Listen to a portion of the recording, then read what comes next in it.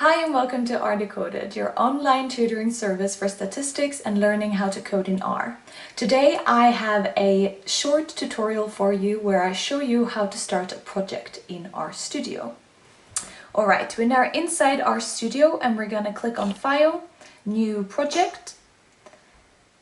We're then gonna click on New Directory, New Project, and now we need to name our project.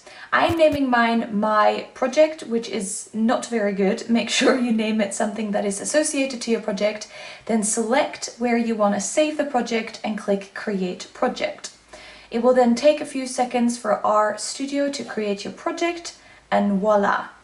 You now have a new project and you can see the name up here named My Project. You can also see the folder that this project is inside and where that is on your computer. This is your new folder with your project.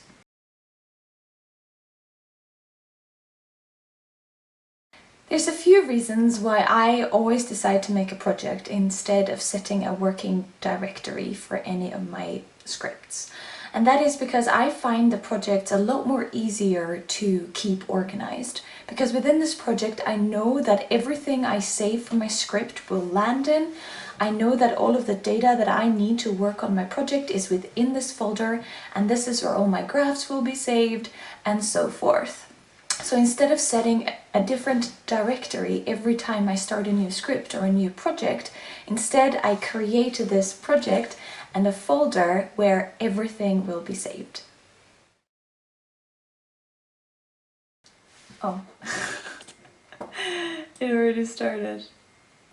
New project. Wait.